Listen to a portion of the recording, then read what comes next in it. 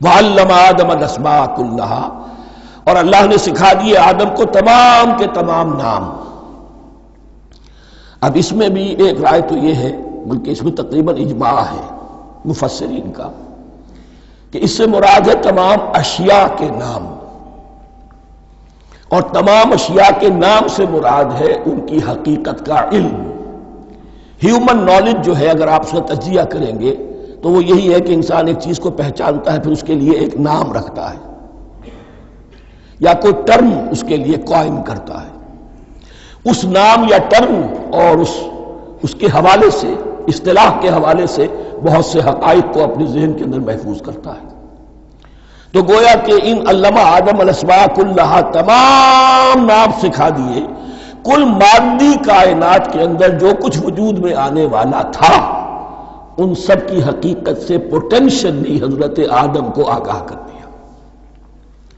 یہ پوٹینشل علم ہے، ہیومن نالج، جو ایکوائرڈ نالج ہے، جو انسان کو سم اور بسم اور اپنے اس دماغ کے کمپیوٹر کے ذریعے سے حاصل ہوتا ہے۔ ایک ہے ریویلڈ نالج جو اللہ وحی کے ذریعے سے بھیجتا ہے، ایک ہے ایکوائرڈ نالج، انسان خود علم حاصل کرتا ہے۔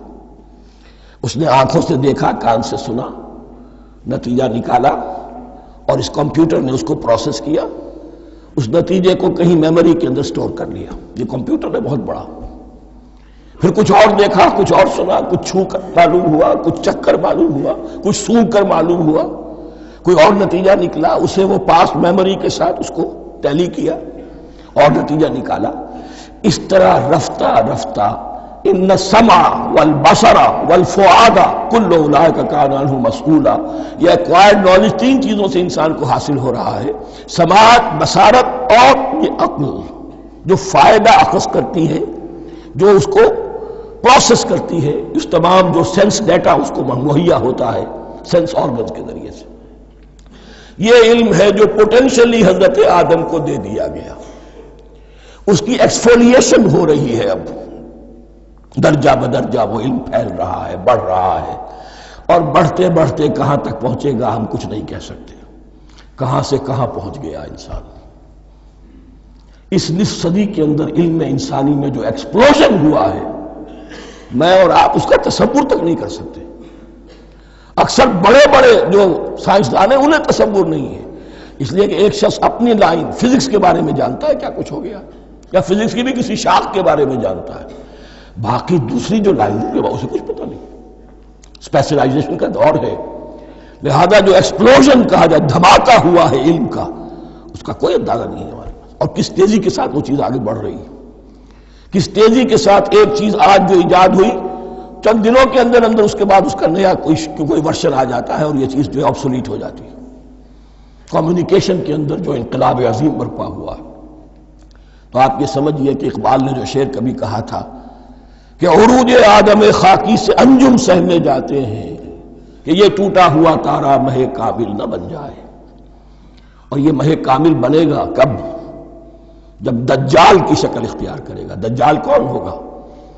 جو ان تمام قواعد طبیعہ کے اوپر قابو پا لے گا، جب چاہے گا جہاں چاہے گا بارش برسائے گا، رزق کے تمام خزانے اپنے ہاتھ میں لے لے گا، جو اس کے اوپر ایمان لائے گا اسی کو ملے گا، کسی اور کو نہیں ملے گا، اس کی آواز پوری دنیا میں سنائی دے گی،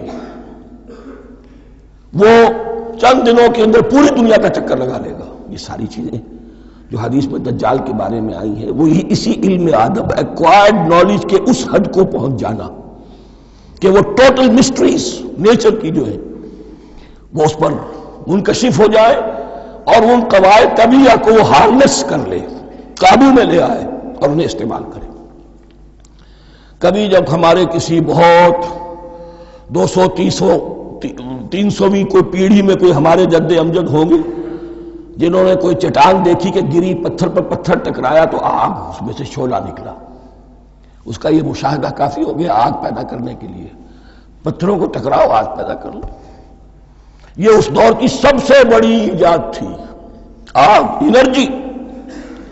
اب وہ انرجی کہاں سے کہاں پہنچی، وہ آگ نے بھاپ کی شکل اختیار کی، پھر ہم نے بجلی ایجاد کی، اور کب کیا ہے ایٹمک انرجی ہے، اور نہ معلوم کیا کیا ہے، واللہ اعلم۔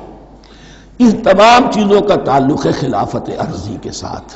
لہذا فرشتوں کو جو بتایا گیا وہ یہ ہے کہ آدم کو علم بھی دیا جا رہا ہے، صرف اختیار ہی نہیں دیا جا رہا، علم دیا جا رہا ہے. وَعَلَّمَ آدَمَ الْأَسْمَاءَ كُلَّهَا ثُمَّ عَرَضَهُمْ عَلَى الْمَلَائِكَةِ، پھر ان تمام اشیاء کو پیش کیا فرشتوں کے سامنے. فَقَالَ أَنبِئُونِي بِأَسْمَاءِ هَؤُلَاءِ، اور فرمایا کہ مجھے بتاؤ ان چیزوں کے نام، ان کنتم صادقین، اگر تم سچے ہو.